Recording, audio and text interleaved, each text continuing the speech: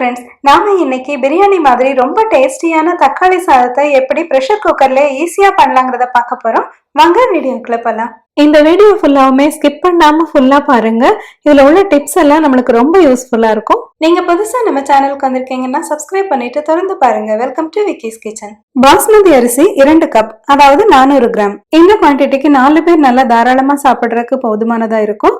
இது கூடவே கொஞ்சம் தயிர் சாதமும் வச்சுட்டோம்னா ரொம்பவே நல்லா இருக்கும். அல்லது 2 பேருக்கு மத்தியானம் சாப்பிட்டுட்டு நைட்டும் சாப்பிடுற அளவுக்கு கூட இந்த தக்காளி சாதத்தோட குவான்டிட்டி போதுமானதா இருக்கும். பாஸ்மதி அரிசிக்கு பதிலாக நம்ம ரெகுலரா சமையலுக்கு யூஸ் பண்ற எந்த அரிசியும் யூஸ் பண்ணிக்கலாம், இல்லைன்னா நம்ம பச்சரிசி யூஸ் பண்ணிக்கலாம். அரிசியை 3 தண்ணி நல்லா கழுவிக்கிடுறோம். பிறகு அரிசியை ஊற வைக்கிறதுக்காக அது முழுகிற அளவுக்கு தண்ணி ஊத்திட்டு அது மேல 1 இன்ச் அளவு தண்ணி நிக்கிற மாதிரி நம்ம ஊத்திக்குவோம். அரிசி அரை மணி நேரத்துக்கு மேல ஊறக்கூடாது. அதனால ஒரு 10 நிமிஷத்துல இருந்து அரை மணி நேரத்துக்குள்ள நம்ம மத்த வேலையெல்லாம் முடிச்சிடணும். அதுக்குள்ள அரிசி ஊறிட்டு இருக்கும் போதே நம்ம தக்காளி சாதத்துக்குள்ள தொக்கு ரெடி பண்ணிடலாம். நாம 400 கிராம் அரிசி எடுத்திருக்கிறதுனால 400 கிராம் அளவுக்கு தக்காளி எடுத்துக்கிறோம். நாம எடுத்திருக்கிற தக்காளி பேரு வைன் டொமேட்டோ. இது நம்ம ஒரு நாட்டு தக்காளி மாதிரி இருக்கும். தக்காளியை கழுவிட்டு சின்ன சதுரங்களா கட் பண்ணி எடுத்து வச்சுக்கிறோம். மீடியம் சைஸ் பல்லாரி வெங்காயம் 2 எடுத்து நீள வாக்குல கட் பண்ணி வச்சுக்கிறோம். ஒரு கைப்பிடி அளவு புதினா, ஒரு சின்ன கொத்து மல்லித்தலை எடுத்து சின்னதா கட் பண்ணி வச்சுக்கிறோம். 4 பச்சை மிளகாய் எடுத்து லேசா கீறிட்டு எடுத்து வச்சுக்கிறோம். 2 இன்ச் சைஸ் இஞ்சி, ஒரு சின்ன பூண்டு, இதை தோல் எடுத்துட்டு மிக்சியோட சின்ன ஜார்ல போட்டு நம்ம மைய அரைச்சு எடுத்து வச்சுக்குவோம். இஞ்சி பூண்டு பேஸ்ட் அரைக்கிறதுக்கு நம்ம அதிகமா தண்ணி ஊத்திடக்கூடாது. இன்னும் 2 டேபிள் ஸ்பூன் தண்ணி மட்டுமே ஊத்தி இதை நம்ம நல்லா அரைச்சு எடுத்து வச்சுக்கிறோம். இனிமே தாளிக்கிற பொருட்கள் எடுத்து வச்சுக்கிறோம். 1 டீஸ்பூன் சோம்பு, 1 பிரிஞ்சி இலை, ஒரு சின்ன துண்டு பட்டை, 4 ஏலக்காய், அரை டீஸ்பூன் அளவுக்கு கிராம்பு, அதாவது 7 கிராம்பு, ஒரு சின்ன துண்டு கல்பாசியும் சேர்த்து எடுத்து வச்சுக்கிறோம். நம்ம இன்னைக்கு ப்ரெஷர் குக்கர்லயே தாளிச்சுக்க போறோம். நம்ம யூஸ் பண்றது 5 லிட்டர் ப்ரெஷர் குக்கர். குக்கர் சூடானதும் அதுல 2 டேபிள் ஸ்பூன் கடலெண்ணெய் சேர்த்துக்கிறோம். அது கூட 1 டீஸ்பூன் நெய் சேர்த்துக்கிறோம். நெய் தேவையில்லைன்னு நினைக்கிறவங்க வெறுமனே கடலெண்ணெயில இதை பண்ணிக்கலாம், நல்ல டேஸ்டியாவே இருக்கும். எண்ணெய் சூடானதும் நம்ம தாளிக்கிறதுக்கு எடுத்து வச்சிருந்தோம் இல்லையா, அந்த பட்டை லவங்கம் இது எல்லாத்தையும் சேர்த்துக்கிறோம். சோம்பு சிவக்க ஆரம்பிச்சோடனே நம்ம நறுக்கி வச்சிருந்தோம் இல்லையா, அந்த வெங்காயத்தை மட்டும் ஃபர்ஸ்ட் சேர்த்துக்கிறோம். வெங்காயத்தை ஃபர்ஸ்ட் ஒரு 2 நிமிஷமாவது நல்லா வதக்கிட்டு அதுக்கு பிறகு நம்ம கட் பண்ணி வச்சிருந்த மல்லித்தலை மிளகாய் எல்லாத்தையுமே நம்ம போட்டுக்கலாம். இனிமே வெங்காயம் ஓரளவுக்கு நல்லா பொன்னிறம் ஆகுற வரைக்கும் நம்ம வதக்கிக்கணும். இப்ப வெங்காயம் நல்லா வதங்கிருச்சு, லைட்டா கோல்டன் ப்ரௌனாவும் வெங்காயம் மாற ஆரம்பிச்சிருச்சு. இனிமே இஞ்சி பூண்டு பேஸ்ட் அரைச்சு வச்சிருந்தோம் இல்லையா, அதுல 1 டேபிள் ஸ்பூன் சேர்த்துக்கிறோம். இந்த சாதத்துக்கு 1 டேபிள் ஸ்பூன் அளவுக்கு இஞ்சி பூண்டு பேஸ்ட் போதும். மீதம் இருந்துச்சு அப்படின்னா நம்ம ஃப்ரிட்ஜ்ல எடுத்து வச்சுக்கிட்டு பிறகு யூஸ் பண்ணிக்கலாம். இஞ்சி பூண்டு பேஸ்ட் சேர்த்த பிறகு ஒரு 30 செகண்ட்ஸ் மட்டும் வதக்கிக்குவோம். பச்சை வாசனை போகட்டும், ஆனா கீழே அடி பிடிச்சிடக்கூடாது. பிறகு இது கூட அரை டீஸ்பூன் மஞ்சள் தூள், அரை டீஸ்பூன் மிளகாய் தூள், அரை டீஸ்பூன் கரம் மசாலா தூள். கரம் மசாலா தூள் இல்லை அப்படின்னா நம்ம ஏதாவது ஒரு கறி மசாலா பொடி சேர்த்துக்கலாம். இந்த மசாலா தூட்களோட பச்சை மசாலா வாசனை போகிறதுக்காக 1 நிமிஷம் மட்டும் இப்படி எண்ணெயில நல்லா வதக்கிக்குவோம். இந்த பொடிகள் சேர்த்து 1 நிமிஷம் வதக்கின பிறகு நம்ம நறுக்கின தக்காளியை சேர்த்துக்கிறோம். தக்காளி சேர்த்த பிறகு ஒரு மீடியம் தீயில வச்சுட்டு நம்ம இது நல்லா எண்ணெய் பிரிகிற அளவுக்கு நம்ம வதக்கணும். இது கூட 1 டீஸ்பூன் கல்லுப்பு சேர்த்துக்கிறோம். உப்பு சேர்த்துட்டு வதக்கணும் அப்படின்னா நம்மளுக்கு தக்காளி சீக்கிரமா வதங்கிடும். இப்படி இந்த குக்கர் பாத்திரத்திலே வச்சு எண்ணெய் பிரிகிற அளவுக்கு நம்ம நல்லா வதக்கணும் அப்படிங்கிறது ஒரு ப்ரொசீஜர். ஆனா நான் இதை விட கொஞ்சம் டிஃப்ரெண்டா பண்ணுவேன். இப்ப இந்த தக்காளியில நம்ம உப்பு மசாலா எல்லாம் சேர்த்துட்டோம் இல்லையா, நம்ம வதக்கிக்கிட்டே இருக்கிறத விடையும் நம்ம இந்த குக்கரோட மூடியை போட்டுட்டு அந்த விசில் எல்லாம் வச்சுட்டு ஒரே ஒரு விசில் மட்டும் விட்டுட்டு ஆஃப் பண்ணிக்குவோம். நாம ஒரு விசில் மட்டும் விட்டுட்டு ஆஃப் பண்ணியிருந்தோம் இல்லையா, இனிமே நம்ம குக்கர் மூடியை ப்ரெஷர் எல்லாம் போன பிறகு திறந்து பாக்குறோம். தக்காளி நல்லா வெந்துட்டு கூழ் மாதிரி ஆயிருக்கும். மறுபடியும் அடுப்பை ஆன் பண்ணிக்கிறோம். இப்ப இந்த தக்காளி மசாலா இருக்குல்ல, இது கொதிக்க ஆரம்பிச்சிடும். இனிமே இது கூட நம்ம அரிசி சேர்த்து பொங்கிக்க போறோம். நம்ம 2 கப் அரிசி எடுத்திருந்தோம் இல்லையா, அது வேகிறதுக்கு நம்மளுக்கு 4 கப் தண்ணி தேவைப்படும்.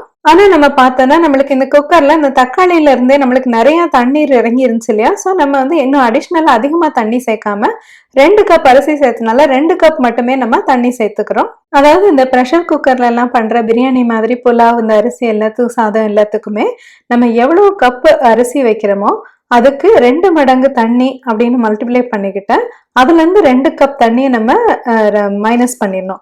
அதாவது 2 கப் அரிசி எடுத்திருக்கோம், ஸோ இன்டூ 2 அப்படின்னு போட்டா 4 கப் தண்ணி ஊத்தி இருக்கணும்.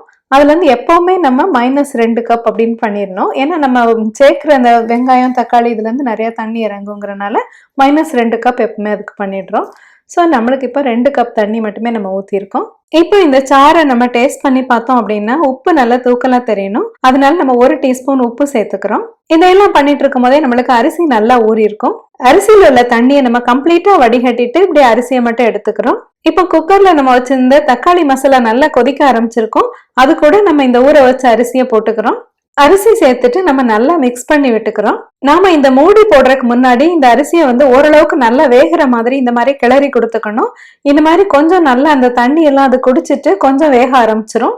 ஒரு 2 நிமிஷத்துக்குள்ளே பார்த்தோம் அப்படின்னா அரிசி கொஞ்சம் நல்லா வெந்துட்டு இந்த மாதிரி தண்ணி எல்லாத்தையுமே நல்லா அப்சர்வ் பண்ணிக்கும்.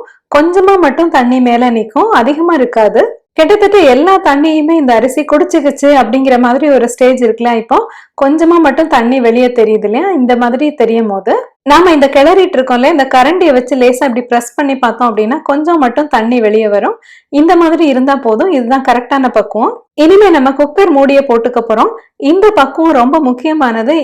இந்த ஸ்டேஜ் வரைக்கும் நம்மளுக்கு தண்ணி நல்லா ரைஸ் குடிச்சுக்குச்சு அப்படின்னா மட்டும்தான் நம்மளுக்கு ரைஸ் குழையாது. இனிமே நம்ம குக்கரோட மூடி இருக்குல்ல, அதை வச்சு நல்லா மூடிடுறோம். இதை மூடினோடனே பாத்தீங்கன்னா நிறைய ஸ்டீம் வெளியே வந்துட்டு இருக்கும். ஏன்னா குக்கருக்குள்ள உள்ள கண்டென்ட் எல்லாமே நல்ல ஹாட்டா இருக்குது. இப்ப நம்ம குக்கர் வெயிட்ட போட்டுக்கிறோம். நாம வீடியோல பாக்குற குக்கர்ல ஒரு சேஃப்டி வேல்வ் இருக்கு, இது ரைஸ் ஆயிருக்கு. சில குக்கர்ல அந்த சேஃப்டி வேல்வ் இருக்காது. அப்படி இருந்தாலும் ஒன்றும் பிரச்சனை இல்லை. நம்ம ஃபர்ஸ்ட் நம்ம குக்கரோட வெயிட் வேல்வை போட்டுட்டு அதுக்கப்புறம் நம்ம தீயை நல்லா குறைச்சு வச்சிடணும். இதுல இருந்து விசில் எதுவும் வரக்கூடாது. இப்ப நம்ம 10 நிமிஷம் நம்ம கால்குலேட் பண்ணிக்கணும். இப்படி ரொம்ப குறைவான தீயில ஒரு 10 மினிட்ஸ் மட்டும் நம்ம வேக வச்சுட்டு ஆஃப் பண்ணிக்கிறோம். குக்கரோட ப்ரெஷர் அப்படியே இறங்குறதுக்காக நம்ம ஒரு 5 நிமிஷம் விட்டுறோம். நம்ம குக்கரோட ப்ரெஷர் இறங்கிட்டு நம்ம திறக்கிறதுக்கு சேஃப் ஆனோம்னா நம்ம மூடியை எடுத்துட்டு நம்ம திறந்து பாக்குறோம்.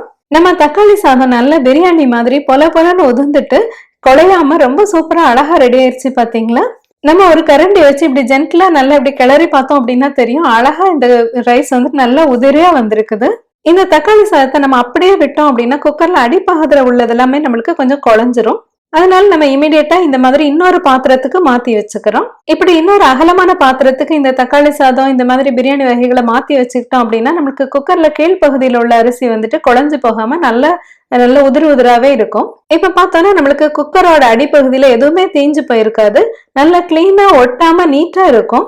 இந்த மாதிரி குக்கர்லயே பிரியாணி இந்த தக்காளி சாதம் இதெல்லாம் பண்ணும் போது நான் சொன்னேன்ல இந்த மாதிரி தண்ணி மெஷர்மெண்ட், அப்புறம் தீயை எப்படி குறைச்சு வச்சுட்டு நம்ம மெயின்டைன் பண்ணோம் அப்படின்னு சொன்னேன்ல, இந்த மாதிரி நம்ம பண்ணோம் அப்படின்னா நம்மளுக்கு பிரியாணி மாதிரி இது நல்லா உதிர்ந்துட்டு வந்துடும், ஒட்டாது. கீழே நம்மளுக்கு தீஞ்சு போற ப்ராப்ளம் எதுவுமே இல்லாம ரொம்ப அழகா பெர்ஃபெக்டா நம்மளுக்கு பிரியாணி மாதிரி கிடைச்சிடும் தக்காளி சாதம். இந்த தக்காளி சாதம் கூட நான் உருளைக்கிழங்கு கறி பண்ணியிருந்தேன். அது ரொம்ப நல்ல காம்போவா இருந்துச்சு. இல்லைன்னா வெறுமனே வெங்காய பச்சடி சேர்த்து சாப்பிட்றக்கும் இது ரொம்ப டேஸ்டியா இருக்கும். லஞ்ச் பாக்ஸ் கொடுத்து விடுறக்கும் இது ஒரு அருமையான சாப்பாடா இருக்கும்.